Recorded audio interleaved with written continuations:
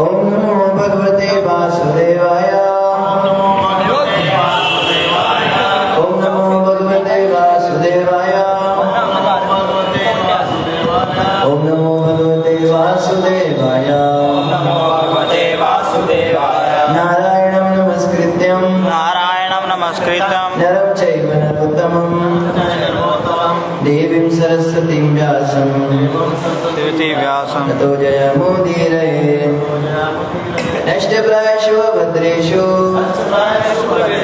नित्यं भागवत सेवया भगवती उत्तम श्लोके भक्तिर्भवति नैष्टिकी। कृष्णाय वासुदेवाय देवकी नंदनाय च नंदगोपकुमाराय गोविंदाय नमो नमः। चलो ग्रंथराज श्रीमद् भागवतम महापुराण की जय। हरे कृष्ण। आप सभी भक्तों और माताओं का आज की प्रातःकालीन श्रीमद् भागवतम की इस कक्षा में अंतर्राष्ट्रीय श्री कृष्ण भावनामृत संघ इस्कॉन अमृतसर के मंदिर में हार्दिक स्वागत है। स्वागत स्वागत। और आज हम चर्चा करेंगे श्रीमद् भागवतम स्कंद 1 अध्याय 7 श्लोक संख्या 3 के ऊपर। तो श्लोक आपके बोर्ड पे लिखा है सभी के सामने। आप सभी बोर्ड पे से श्लोक को पढ़ने का प्रयास कीजिए। तस्मिन् स्वाश्रमे व्यासो बदरी षण्ड मंडिते आसीनोपसंस्पृश्य प्रणीदध्यौ मनः स्वयं तस्मिन् स्वाश्रमे व्यासो बदरी षण्ड मंडिते आसीनोपस्पृश्य प्रणीदध्यौ मनः स्वयं तस्मिन् स्वाश्रमे व्यासो बदरी षण्ड मंडिते आसीनोपस्पृश्य प्रणीदध्यौ मनः स्वयं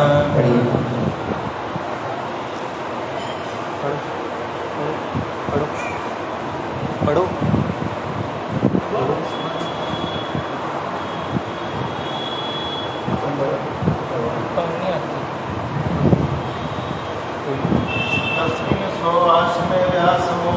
तस्मिन् समाश्रमे व्यासो बद्रीषण पंडितो आसीनोत उपस्य दशमना स्वयं तस्मिन् आश्रमे व्यासो बद्रीषण मंडिते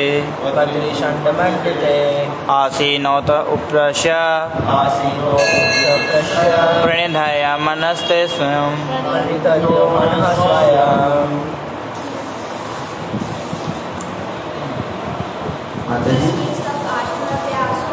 तस्मिन् समाश्रमे व्यासो बद्रीषण मंडिते आसीनोत उपस्य प्राणिध्यो मनः स्वयं। और कोई माता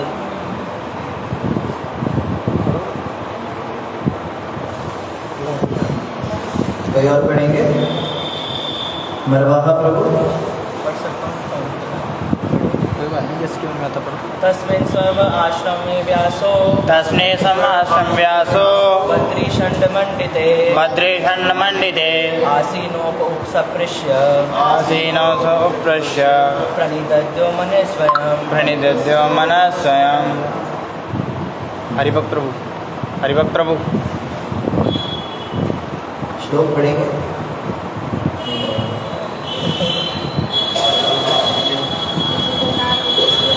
जय श्री जगन्नाथ बलदेव सुभद्रा मैया सुदर्शन चक्र जी महाराज की जय। श्री गौर राधा कृष्ण भगवान की जय। श्लोक का अनुवाद इस प्रकार से आप सभी मेरे पीछे बोलिए। उस स्थान पर बेर के वृक्षों से घिरे हुए अपने आश्रम में श्रील व्यासदेव शुद्धि के लिए जल का स्पर्श करने के पश्चात ध्यान लगाने हेतु बैठ गए। तात्पर्य श्रील प्रभुपाद जी के द्वारा श्रील प्रभुपाद की जय। अपने गुरु श्री नारद मुनि के आदेशानुसार श्री व्यासदेव ने ध्यान के उस दिव्य स्थान में अपने मन को एकाग्र किया। श्रील प्रभुपाद की जय। ओम अज्ञानतिमिरान्धस्य ज्ञानाञ्जनशलाकया चक्षुरुन्मिलितं येन तस्मै श्रीगुरवे नमः। श्रीचैतन्यमनोभीष्टं स्थापितं येन भूतले स्वयं रूपकदामह्यं ददाति स्वपदान्तिकं। वन्देऽहं श्रीगुरोः श्रीयुतापदकमलं श्रीगुरुं वैष्णवांश्च श्रीरूपं सागरजातं सागररघुनाथान्वितं तं सजीवं साद्वैतं सावधूतं परिजनसहितं कृष्णचैतन्यदेवं श्रीराधा कृष्णपादान् सहगणललिता श्रीविशाखान्वितांश्च। हे कृष्ण करुणा सिंधु दीनबंधु जगत्पते गोपेश गोपिकाकान्त राधाकान्त नमस्तुते। तप्त कांचन गौरांगी राधे वृंदावनेश्वरी वृषभानुसुते देवी प्रणमामि हरिप्रिये। वाञ्छाकल्पतरुभ्यश्च कृपा सिन्धुभ्यैव च पतितानां पावनेभ्यो वैष्णवेभ्यो नमो नमः। जय श्री कृष्ण चैतन्य प्रभु नित्यानंद श्री अद्वैत गदाधर श्रीवासादि गौर भक्तवृंद। हरे कृष्णा कृष्णा कृष्णा हरे हरे हरे राम राम राम हरे हरे। मुखं करोति वाचालं पङ्गुं लङ्घयते गिरिं यत्कृपातमहं वन्दे श्रीगुरुं दीनतारिणं परमानन्दमाधवं श्रीचैतन्येश्वरं।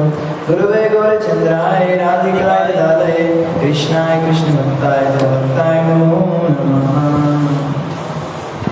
हरे कृष्ण। पुनः आप सभी का स्वागत। और आज का जो श्लोक है बड़ा महत्वपूर्ण है। यहाँ बताया जा रहा है कि व्यास देव जी ने उसके बाद में क्या किया, उस स्थान पर बेर के वृक्षों से घिरे हुए अपने आश्रम में व्यास देव जी शुद्धि के लिए जल का स्पर्श करने के पश्चात ध्यान लगाने हेतु बैठ गए। तो क्या प्रसंग चल रहा है? श्रीमद् भागवत कथा आज जगह जगह हो रही है। कितने कितने पंडाल लगते हैं। कोई 7 दिन की कथा होती है, कोई 8 दिन की कथा होती है, कोई 2 दिन की कथा होती है, कोई महीने भर के अनुष्ठान चलते हैं। लेकिन इतनी भागवत कथा होने के बावजूद भी लोग समझ नहीं पाते कि भागवत का मर्म क्या है, श्रीमद् भागवत का एसेंस क्या है, उसका सार क्या है। कारण क्या है? कारण ये है कि वो भागवत के प्रवचन करने वाले प्रथम व्यक्ति के मनोभाव को जानते नहीं। जिस व्यक्ति ने सबसे पहले भागवत की कथा की थी, उस व्यक्ति ने क्या सोचकर भागवत की कथा की थी और उस कथा को करने के पीछे उनके क्या इंटेंशंस थे। अगर वो इंटेंशन हमारे इंटेंशन के साथ मैच नहीं होते तो फिर कथा का सही लाभ हो नहीं सकता। कारण क्या बन जाता है? हम जब कथा करते हैं तो उसके पीछे बहुत सारे दूसरे कारण होते हैं। ये जब हम कथा सुनने भी जाते हैं या सुनने के लिए बैठते हैं तो भी हमारे अलग ही कुछ इंटेंशन होते हैं।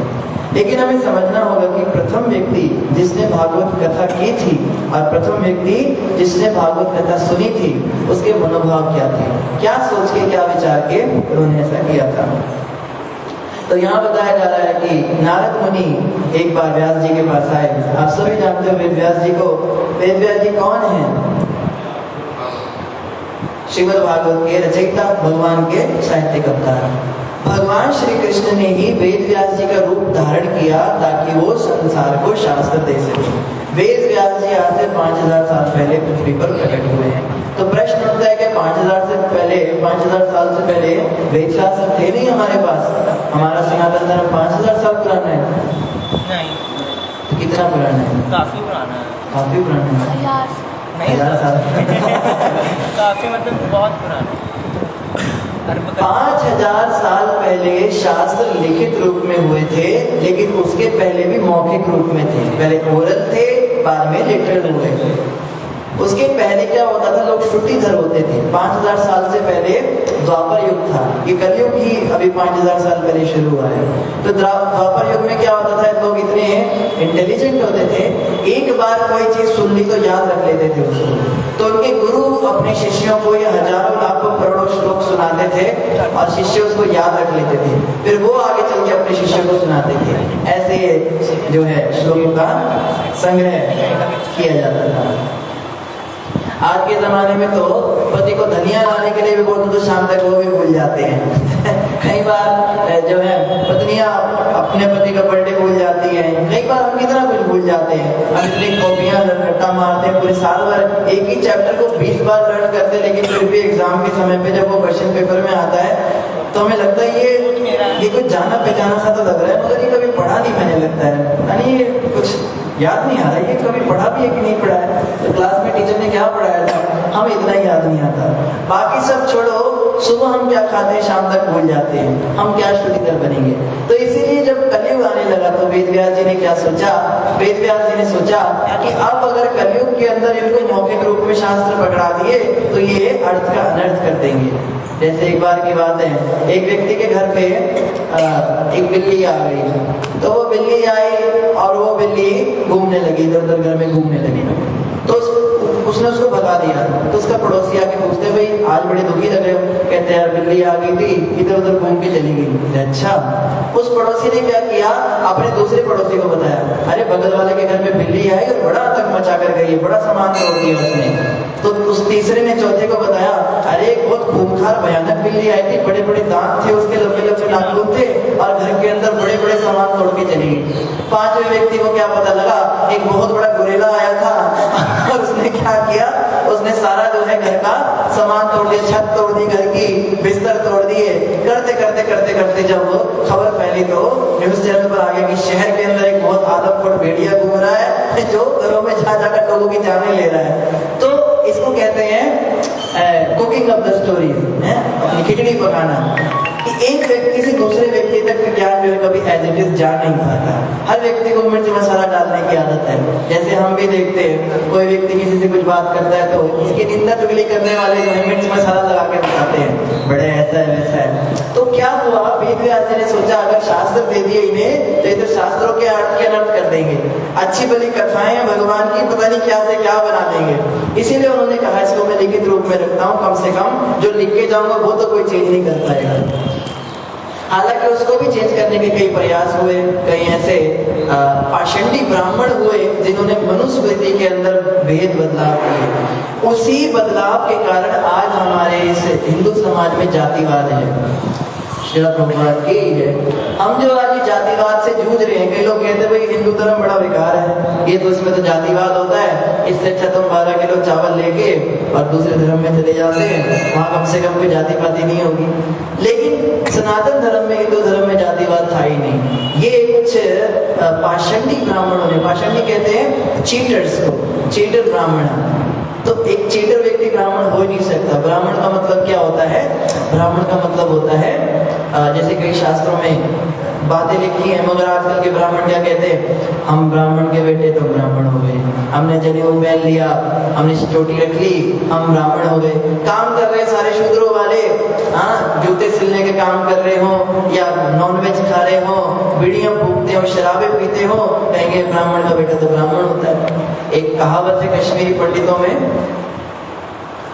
गाय अगर हड्डी भी चाटे तो भी गाय रहती है, अपनी भाषा में वो बोलते हैं। ब्राह्मण कुछ भी मतलब उल्टे सीधे ऐप करे वो ब्राह्मण ही रहेगा, उसके द्वारा पूजा स्वीकार होगी। शास्त्रों में क्या कहा है, शास्त्र कहते हैं, आप सभी मेरे पीछे बोलिए, जन्म न जायते शूद्रा, जन्म जायते शूद्रा, संस्कारे द्विज भवा, संस्कारे द्विज भवा, वेद पाठी भवे विप्रा, वेद पाठी भवे विप्रा, ब्रह्म जानाति ब्राह्मणा, ब्रह्म जानाति ब्राह्मणा। जन्म न जायते शूद्रा, जन्म से हर व्यक्ति शूद्र होता है, चाहे वो किसी रईस के घर में पैदा हो, किसी गरीब के घर में पैदा हो, चाहे वो अमेरिका में पैदा हो, चाहे भारत में पैदा हो, चाहे वो गोरा पैदा हो या काला पैदा हो, चाहे वो ब्राह्मण के घर पैदा हो, चाहे क्षत्रिय के घर हो, चाहे वैश्य के घर हो, चाहे शूद्र के घर हो, कोई भी व्यक्ति चाहे कितना गरीब हो, चाहे कितना अमीर हो, हर व्यक्ति जन्म से क्या है, शूद्र है। शूद्र का मतलब क्या होता है, जो बुद्धिमान नहीं है उसको शूद्र कहते हैं, जो परिभाषा दी जाती है। छोटे बच्चे में और जानवर में कोई खास अंतर होता नहीं है। जैसे जानवर होता है, कुछ भी देखेगा सूंघेगा उसको, छोटा बच्चे कुछ भी मिलेगा मुंह में डालता है अपने, चलता भी 4 पैर पे है, उसको बातचीत करना भी नहीं आता और उसको हर चीज उसकी माँ जो है टेक केयर करती है। बच्चा जो है जन्म से वो शूद्र होता है। या फिर कई बार तो जानवरों जैसी हरकतें करता है, उसको क्या किया जाता है? संस्कारे द्विज भवा, संस्कारों के द्वारा उसको द्विज बनाया जाता है। द्विज वर बंधु, द्विज का मतलब क्या होता है? क्या? झंडा। झंडा, द्विज। ध्वज नहीं, द्विज। द्विज मतलब जिसके दो जन्म होते हैं। आप में से किसी के दो जन्म हुए? कोई दो बार पैदा हुआ है? आप पैदा हुए? हाँ, ये समझ गए।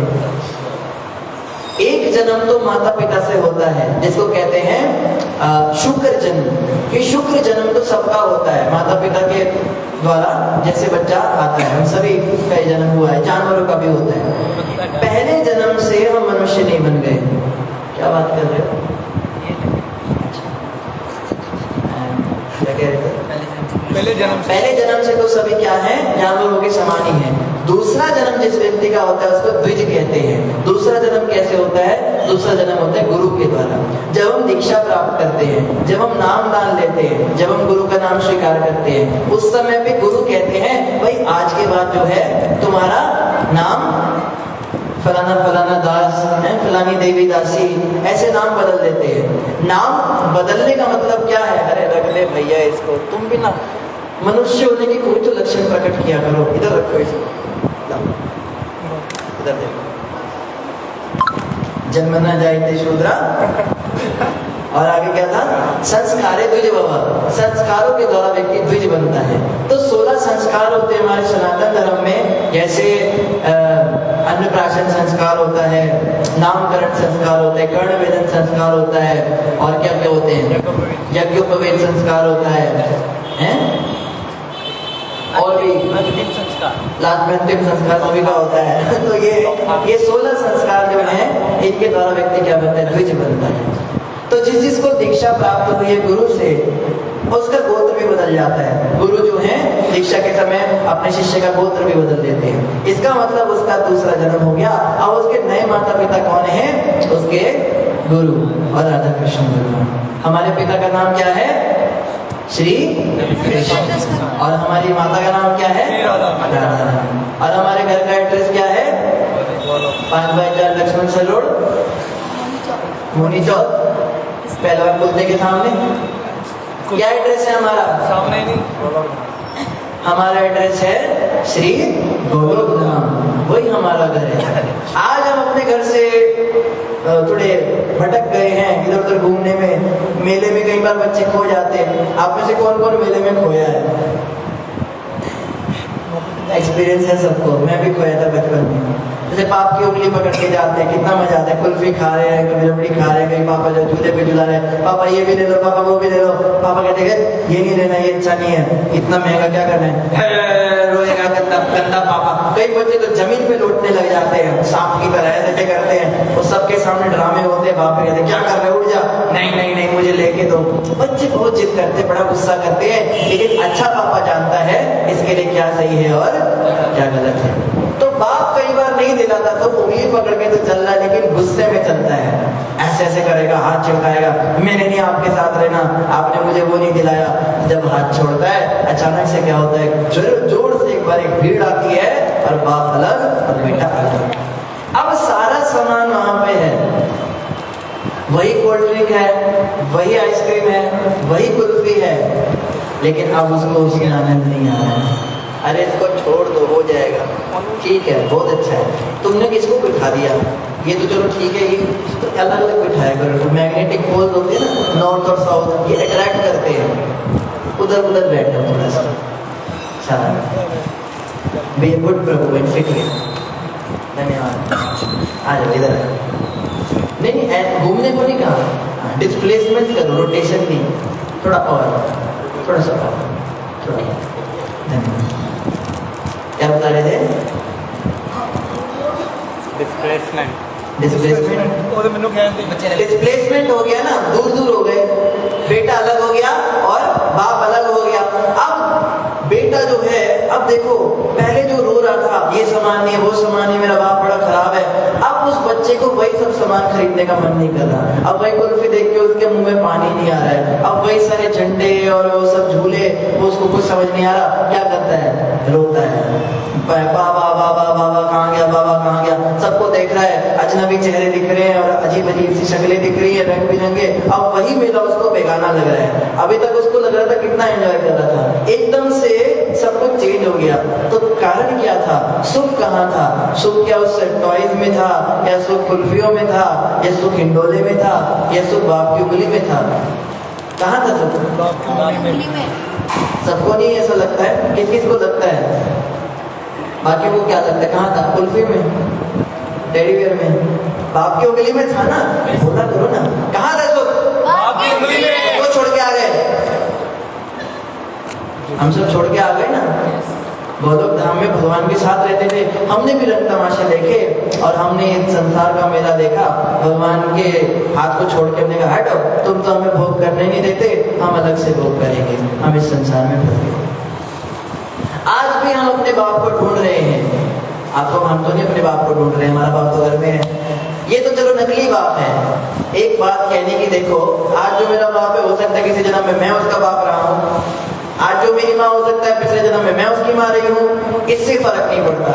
ये जो संसार के रिश्ते तो टेम्परेरी बदलते रहते हैं। हर जन्म में नया ही सेट मिल जाता है ना, पूरा सेट चेंज हो जाता है। नया घर, नया धर्म, नया शहर, नया देश, कई बार तो नई योनि हो जाती है। पहले कुतिया माँ थी, सुअरी माँ आ गई, फिर छिपकली माँ आ गई, गेंडी माँ आ गई, कभी टॉर्टोइस माँ आ गई, कभी कंगारू माँ आ गई, तो उछल के घुमाती थी।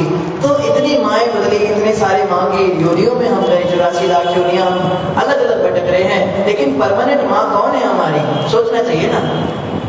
ये तो टेम्पररी माँ है, परमानेंट माँ कौन है? राधा रानी है ना, वो हमारा घर है, परमानेंट एड्रेस। याद करो कभी हम वहाँ थे, याद भी नहीं आता। क्यों याद नहीं आता? इतना समय हो गया घर से बिछड़े हुए, अब याद भी नहीं आता कि कभी कुछ था भी कि नहीं था। करोड़ों अरबों जन्म हमने इस संसार में ले लिए, अब कुछ याद नहीं, थोड़ी बहुत यादें थी वो भी समाप्त हो गई। इसीलिए भगवान क्या करते हैं, एक अंकल को भेज देते हैं। भगवान नहीं भेजते, मतलब पापा क्या करते हैं, पुलिस स्टेशन के अंदर रिपोर्ट लिखाते हैं और पुलिस अंकल आ जाते हैं ढूंढने के लिए। और वो बच्चे को रोते हुए देखते हैं, बच्चा कहता है बाबा बाबा बाबा। पुलिस वाला कहता है बच्चे तेरे बाप का नाम क्या है? बोले पता नहीं, नाम नहीं याद नहीं मुझे, छोटा बच्चा है। अच्छा कैसा बोलिया है? वो भी याद नहीं आ रहा मुझे, अभी इतना सब कुछ देख लिया, बच्चा खो गया। कहते तुम्हारा बाप जो स्टेशन पे है, चलो मैं तुम्हें लेके चलता हूँ।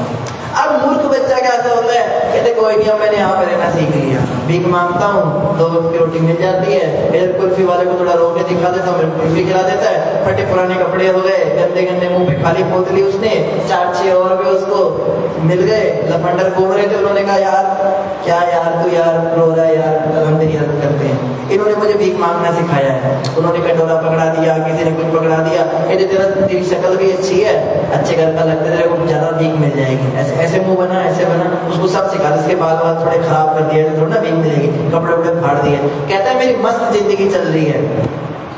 पुलिस वाला कहता है चल मैं तेरे बाप के पास तेरे को लेके चलता हूँ, तेरा बाप इतने पैसे वाला, इतना अमीर आदमी, यहाँ पे कहाँ तू भीख मांग रहा है? कहता है मुझे नहीं जाना, मैं यहाँ पे जीना सीख लिया मैंने, ये मेरे फ्रेंड्स है, ये एक कालू, ये पप्पू, ये टिट्टू, और ये घसीटी, ये चिट्टी, और ये टट्टी। अच्छा, ऐसे ऐसे उसने बहुत सारे अपने दोस्त और दोस्तनियां बना लिए और कहता है यही मेरा परिवार है, मैं इन्हीं के साथ खुश हूँ। लेकिन वो बच्चा इतना मूर्ख है, वो समझ नहीं पा रहा है कि उसके पिता के घर अगर वो वापस चला जाए कितने आनंद में। इसी प्रकार से भगवान कृष्ण ने भी एक पुलिस वाले को भेजा है, और वो पुलिस वाले कौन है? श्रील प्रभुपाद की प्रभुपाद जी। अपने शुद्ध भक्तों को भगवान जब भेजते, गुरु को हमारे जीवन में भेजते हैं, और गुरु हमको आगे कहते हैं हट, कहाँ तो संसार में मोह माया में फंसा हुआ है, चल अपने घर वापस चल, तेरा बाप तेरे को वेट कर रहा है, इतना तेरी माँ रो रही है कब से, बच्चा आया नहीं। एक संत बता रहे थे राधा रानी जो है आज भी हमारे लिए गोलोक धाम में चिंता करती है, वो आज भी रोती है हमें देख के। देखो हमें तो उनकी कोई पड़ी नहीं, हमें तो कोई फर्क ही नहीं पड़ता, हम तो जिंदगी में खो गए, अपने घर गृहस्थी में खो गए, यारी दोस्ती में खो गए, बच्चों में खो गए, पैसों में खो गए। लेकिन राधा रानी आज भी गोलोक धाम में हमारी चिंता करती है, हमें देखती हैं वो जब तड़पते हुए तरसते हुए, कभी कोई लोन चढ़ जाता है, कभी हमारी पिटाई लग जाती है, कभी हड्डियां टूट जाती हैं, कभी प्रकृति के नियम हमें बड़ा सताते हैं, दुख आता है, हमें कष्ट आता है, तो हमारी माँ रोती है। लेकिन वो कुछ कर नहीं सकते क्योंकि हम खुद घर नहीं जाना चाहते। वो भी क्या करें, वो भी हाथ पे हाथ धर के और टकटकी लगा कर देखती रहती, कभी तो इसको बुद्धि आएगी, कभी तो सुधरेगा, नालायक कभी तो घर वापस आएगा। जब कोई वापस नहीं आता तो राधा रानी अपनी सखी को बोलती है, अरे रुक मंजरी, इधर आ, मंजरी जा इसको लेके आ, देख कब से फंसा हुआ है। वही फिर रूप गोस्वामी बन के आ जाते संसार में। रूप गोस्वामी कौन है? रूप मंजरी है। लवंग मंजरी कौन है? सनातन गोस्वामी है। कमल मंजरी भक्ति विनोद ठाकुर, ये सब राधा रानी की फ्रेंड्स हैं जो गुरु बन के आते हैं। इवन प्रभुपाद जी भी कोई गोपी है राधा रानी की, तो इन्हीं गोपियों को, अपनी फ्रेंड्स को राधा रानी कहती है कोई तो लेके आ जाओ। जब किसी से काम नहीं बनता राधा रानी कहती मैं खुद ही जाती हूँ लेने के लिए। और राधा रानी क्या बन के आ जाती हैं? श्री चैतन्य महाप्रभु बन के आ जाती हैं। वही राधा रानी और वही कृष्ण। अब कोई व्यक्ति प्रश्न करे भगवान क्यों संसार में आते हैं, उन्हें क्या पड़ी है? एक बार एक अकबर ने बीरबल से पूछा, तुम हिंदुओं के खुदा को कोई काम नहीं है क्या? बीरबल कहते क्यों जा बना? तो जब देखो नीचे आ जाता है। अरे खुदा को क्या कमी पड़ गई अपने जन्नत में कि वो इतनी गंदी जगह पर आएगा? इस्लाम के अंदर आप पढ़ो तो खुदा कभी नीचे नहीं आ सकता। ये कहना भी बहुत बड़ा अपराध है उनके यहाँ कि खुदा को यहाँ बुलाया जाए, क्योंकि वहां का जो एनवायरनमेंट है वो बहुत बढ़िया है। और यहाँ जो है ये दुनिया भगवान की नजरों से कैसी है? जैसे हमारी नजरों से हमारे घर का टॉयलेट भी नहीं, पब्लिक में सुलभ शौचालय भी नहीं, मतलब बिल्कुल आप समझ जाओ, जिसमें बस स्टैंड वाला, जिसमें जाने का भी दिल ना करे, बहुत मजबूरी में जाना पड़े, ऐसे टॉयलेट के अंदर आप में से कोई जाके 10, 20, 30 साल गुजार सकता है क्या?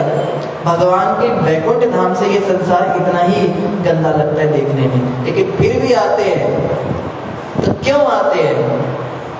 इसीलिए आते हैं, प्रेम के कारण आते हैं, हमसे प्यार करते हैं, हमें उठाने के लिए आते हैं, हमें वापस ले जाने के लिए आते हैं। जब भगवान तो लेके चले गए, महाप्रभु अपने साथ जितनों को ले गए, बाद वालों को क्या होगा? फिर राधा रानी ने कहा अभी अपनी सखियों को भेज दी। एक एक करके जो है ये आचार्य के रूप में यही सखियां राधा रानी की गुरु बन के आती है। और ये आके हमें क्या कहती है? चलो चलो चलो चलो, तुम्हारी मम्मी वेट कर रही है, उसने तुम्हारे लिए इतने अच्छे राजमा चावल बनाए हैं, कड़ी चावल बनाए हैं। बोलो थाम के तो क्या चावल होते हैं और क्या वहाँ की कड़ी, क्या वहाँ का रायता होता है, यहाँ तो कुछ भी नहीं है। उधर तो जितना खाओ सारा शरीर में लग जाता है, उधर मलमूत्र नहीं बनता पेट में, उधर कोई हड्डी चमड़ी मांस ये सब होता ही नहीं, सच्चिदानंद स्वरूप होता है। पैरों को बोलो चलना है, पैर अपने आप चलते हैं। श्रील प्रभुपाद की है। पैरों को बोलो कि उड़ना है, पैर उड़ने लगते हैं।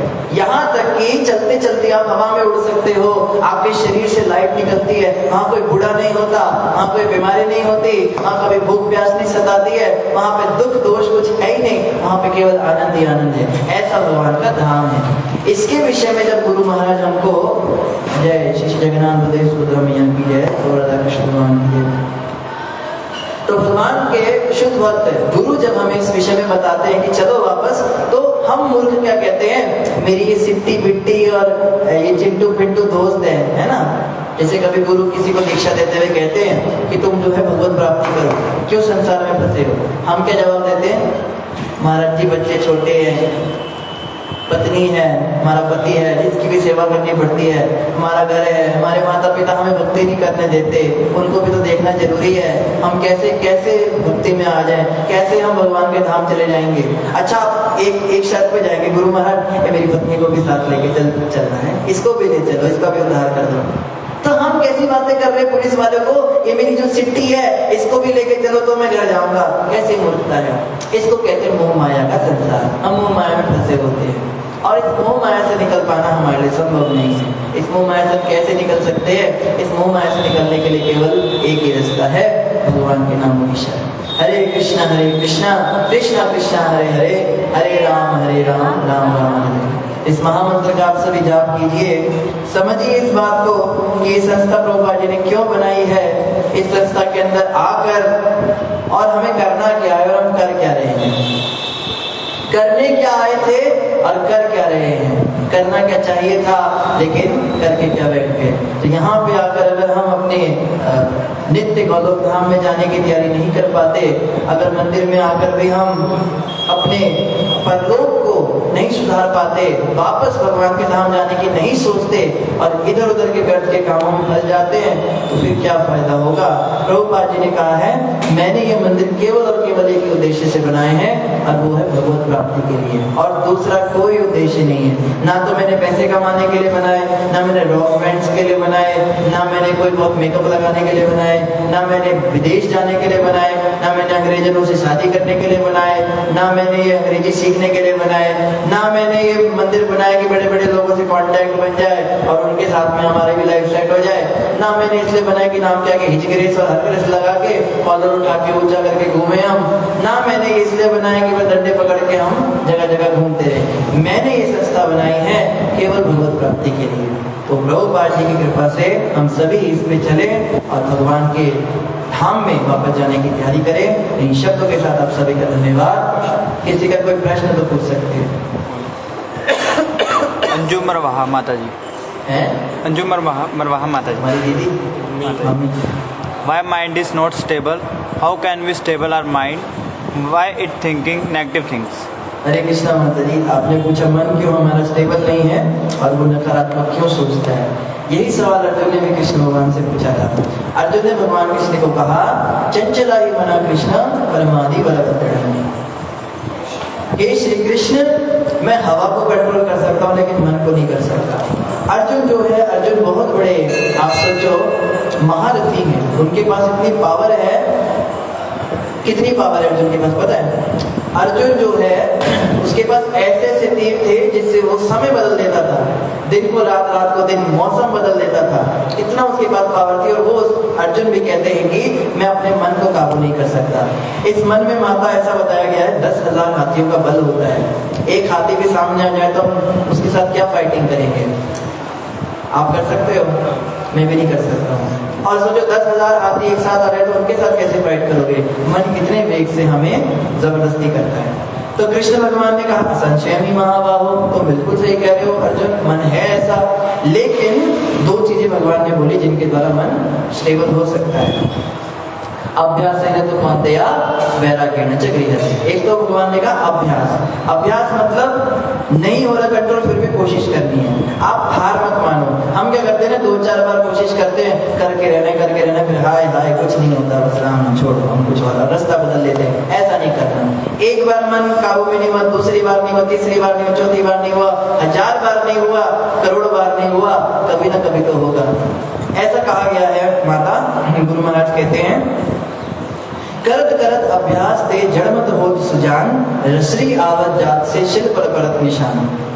कि जैसे आप देखो पहले जमाने में कुएं होते थे तो उसमें तो रस्सी से नीचे डाला जाता था उसको, बाल्टी को। तो रस्सी जब पत्थर के ऊपर रगड़ा खाती थी, रस्सी कितनी सॉफ्ट होती है और पत्थर कितना हार्ड, लेकिन वो रस्सी भी जो है पत्थर के ऊपर निशान बना देती थी। कई साल जब रेगुलर ऐसा होता था, तो जब एक रस्सी भी पत्थर के ऊपर निशान बना सकती है तो अभ्यास की महिमा है कि अगर हम रेगुलर प्रैक्टिस करेंगे, करते रहेंगे, एक दिन मन कंट्रोल हो जाएगा। और दूसरी चीज वैराग्य।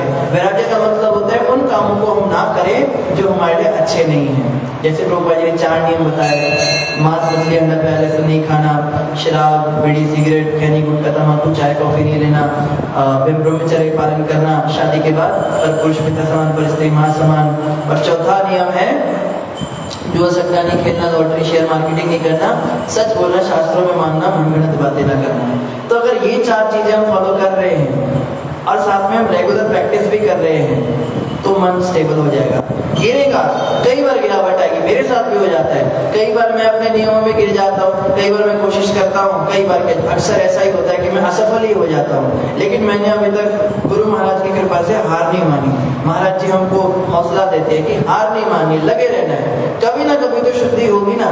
अब देखो आपको होगी मंदिर के अंदर, जैसे कई लोग कहते हैं ये देखो मंदिर में आते क्या करते हैं, यहाँ पे ऐसे काम होने चाहिए क्या, इस्कॉन मंदिर में ये होना चाहिए क्या, कि माताएं क्या करती हैं यहाँ, ये भक्त क्या करते हैं यहाँ पे, ये कोई अच्छी चीज है क्या? अरे ये कोई बैकवर्ड से थोड़ा ना टपके हैं, ये भी आपका हमारी तरह माँ के पेट से ही निकले। लेकिन ये मंदिर में आ गए, धीरे धीरे इनका भी सुधार हो जाएगा। कम से कम ये प्रोसेस में लगे हुए हैं, इनकी दीक्षा हो गई, ये प्रोसेस में है, इनको गुरु सुधार देंगे एक दिन। पर हमारा क्या होगा? हम जो इनकी निंदा कर रहे हैं, जो हम इनमें दोष देख रहे हैं, हमें कौन सुधारेगा? हमें कोई नहीं सुधारेगा, हम नरकों में जाएंगे। इसीलिए हमें ये सोच के क्या करना है, हमें भी गुरु की शरण लेनी है और अभ्यास करना है और वैराग्य से 4 नियमों का पालन करना है। धीरे धीरे मन जो है स्टेबल हो जाएगा। Hare Krishna.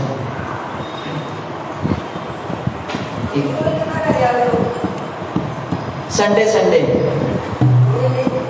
Pune Sunday afterwards every day. बात जो करेंगे अभी धीरे धीरे शुरुआत कर रहे हैं। ठीक है, और कोई क्वेश्चन नहीं? आप में से किसी का कोई प्रश्न नहीं है?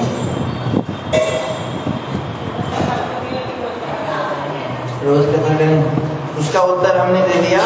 पुणे संडे बाचो रोज। ठीक है जी, इन्हीं शब्दों के साथ सभी का धन्यवाद। ग्रंथ श्रीमद् भागवत महापुराण की जय, जगत गुरु श्रील प्रभुपाद की जय और भक्तवृंद की जय। हरे कृष्ण।